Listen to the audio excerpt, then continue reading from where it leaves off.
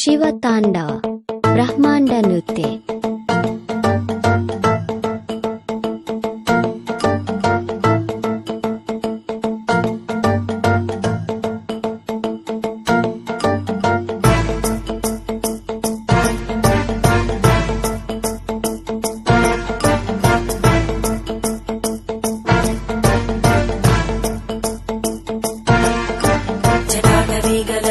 प्रवाह भावितस्थले घरेवलम्ब्य लम्बिताम्बुजङ्गतुङ्गमालिका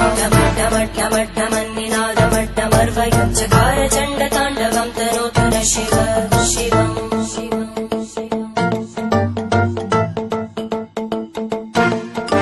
जटाकटाः सम्भ्रम भ्रमन्निलिम्प निर्जरी विलोलवीचि वल्लरी विराजमानमूर्धनि धगद्धगद्धगज्ज्वलल्ललाटपट्टभावके किशोर चन्द्रशेखरे रति प्रदक्षिणम्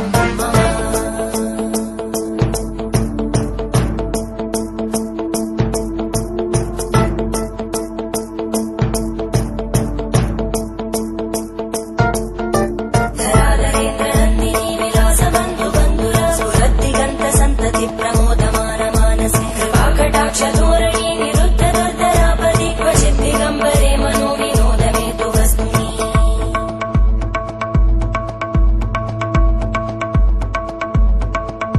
जटाभुजङ्ग पिङ्गळ स्फुरद्भणामणि प्रवाहदम्ब कुङ्कुमद्रव प्रलिप्त दिव्यधूमुखे मदान्त सिन्धुर स्फुरत्पगुत्तरीय मेदुरे मनो विनोदमद्भुतं विबद्धु भूतकर्तरी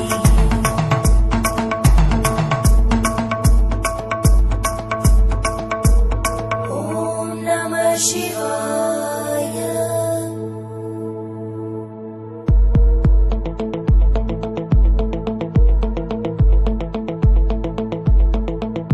सदा शिवं भजाम्यहं सदा शिवं भजाम्यहम्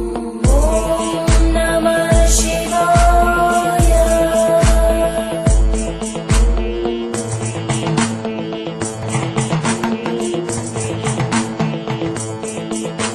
सहस्रलोचन प्रभृत्य शेषलेख शेखर प्रसूलधूलितोरणी विदूसराङ्घ्रिपीठम् भुजङ्गराजमालया निबद्धजाटजूटक श्रियै चिराय जायतां चकोरबन्धुशेखर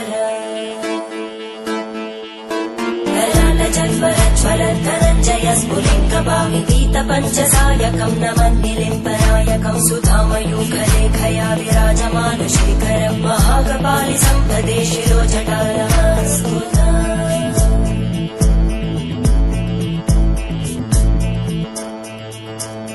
करालभालभट्टिका दगद्धगद्धगज्ज्वल धनञ्जयाहुतीकृत प्रचण्ड पञ्चसायके धराधरेन्द्रनन्दिनी कुचाग्रचित्रपत्रकार कल्पनैकशिल्पिनी त्रिलोचने रतिर्मम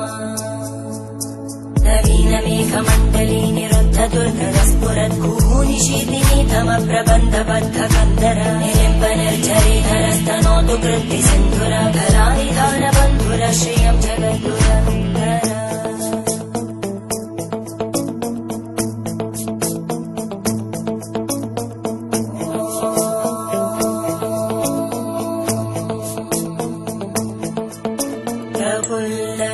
प्रफुल्लनीलपङ्कज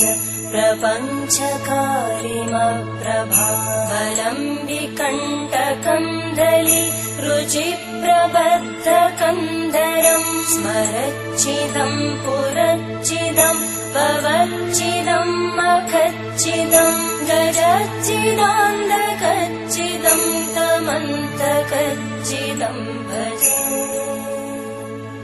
अखर्व सर्वमङ्गला कलाकदम्बमञ्जरी रसप्रवाहमाधुरी विजृम्भणा मधुव्रतं स्मरान्तकं पुरान्तकं भवान्तकं मखान्तकं गजान्तकान्तकान्तकं तमन्तकान्तकं भजे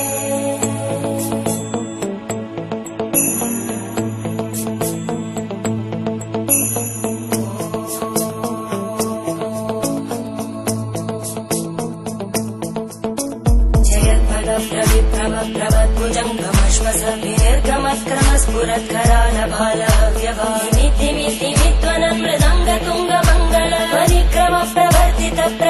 ताण्डव शिव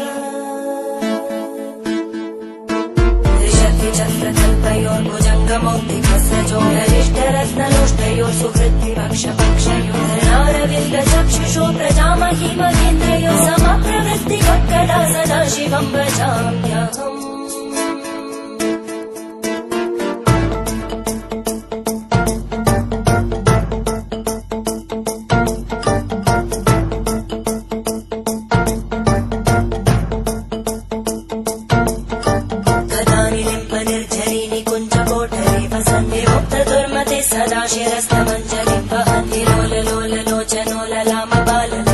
शिवेति मन्त्रमुच्चरन् कदा सुखी भवाम्यहम्